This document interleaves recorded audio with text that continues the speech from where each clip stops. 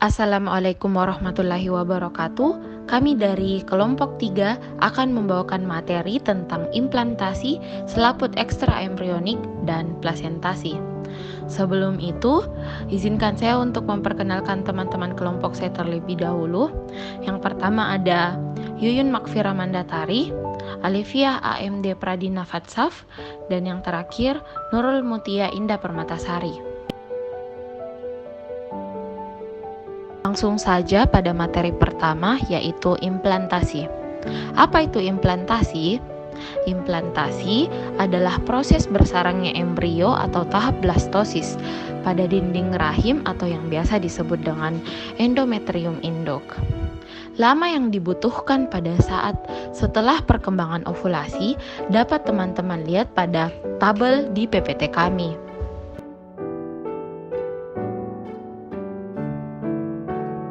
Adapun jenis-jenis implantasi berdasarkan proses perlekatan.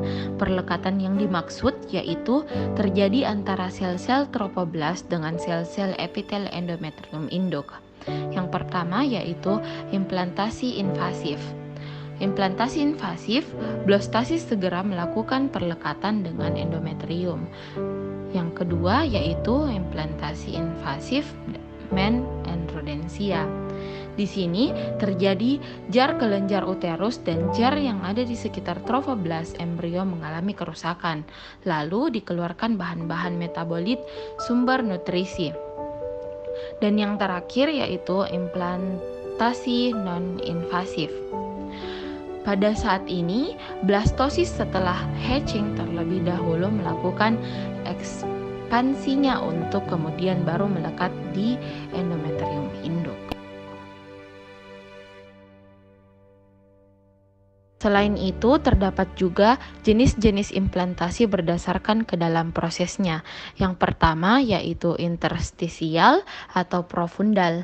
Di sini, embrio merusak stroma jar uterus, kemudian masuk dan menutup kembali. Contohnya pada manusia, simpanse, dan marmut. Yang kedua yaitu eksentrik. Di sini, kerusakan hanya sebagian dan embrio masih berhubungan dengan lumen. Contohnya dapat teman-teman lihat pada anjing dan kucing. Dan yang terakhir yaitu superficial atau sentral. Di sini terjadi perlekatan pada uterus tanpa penetrasi ke endometrium. Contohnya pada kuda dan babi.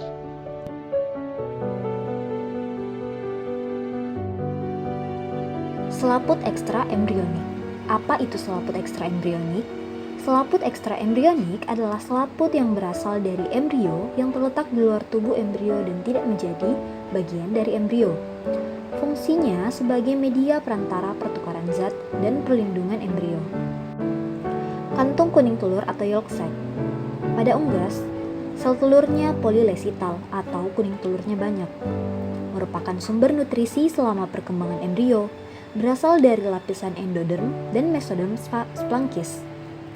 Tempat pembuluh darah vitalin atau tangkai kantung kuning telur.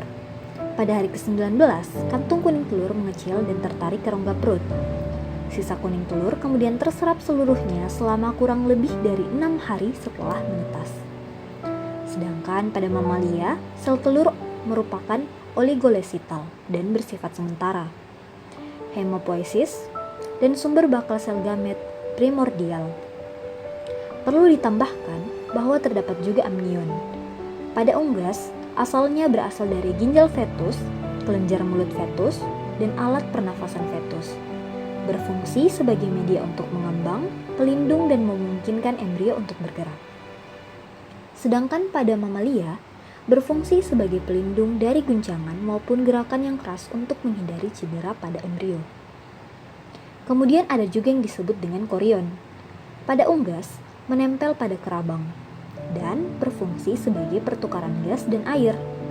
Sedangkan pada mamalia ada di perlekatan dengan endometrium, berfungsi sebagai pertukaran nutrisi dan gas dengan induk.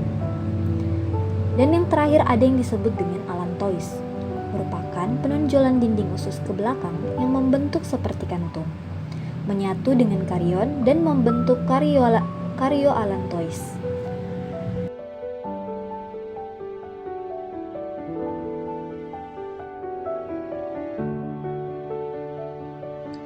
Baik, saya akan menjelaskan tentang plasenta.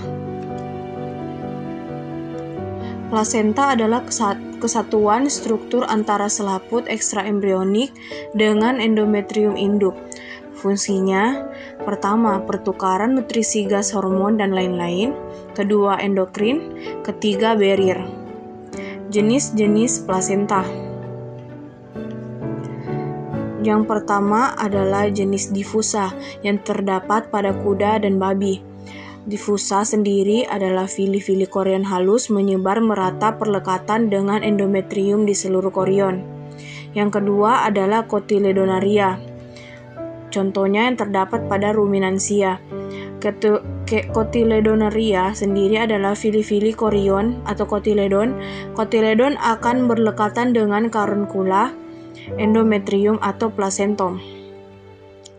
Yang ketiga adalah zonaria yang terdapat pada karnivora.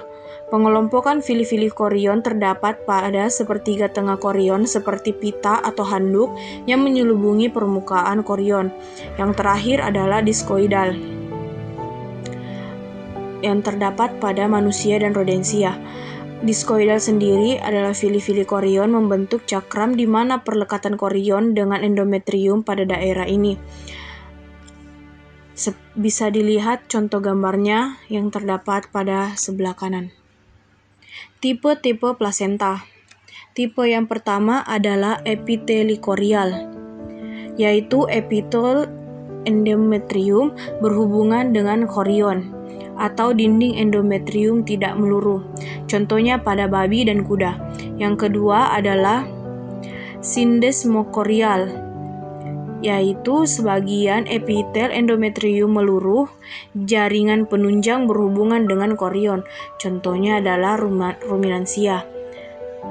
Tipe plasenta yang ketiga adalah endotheliokorial, yaitu epitel dan jar ikat induk mengalami peluruhan atau endotel pada induk langsung berhubungan dengan korion. Contohnya adalah karnivora.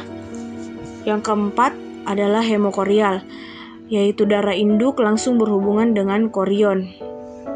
Contohnya pada manusia dan rodensia. Yang terakhir adalah kelainan plasenta. Kelainan plasenta adalah hydatidiform mole, yaitu kelainan di mana embrio atau fetus tidak berkembang, tetapi hanya plasenta saja yang berkembang. Fili-fili plasenta membengkak, membentuk seperti gelembung-gelembung air, kadar Hcg plasma tinggi, dan peneguhan dengan sitogenetik. Itu tadi adalah penjelasan tentang implantasi selaput ekstraembrionik dan plasentasi dari kelompok kami. Lebih dan kurangnya mohon dimaafkan. Wassalamualaikum warahmatullahi wabarakatuh.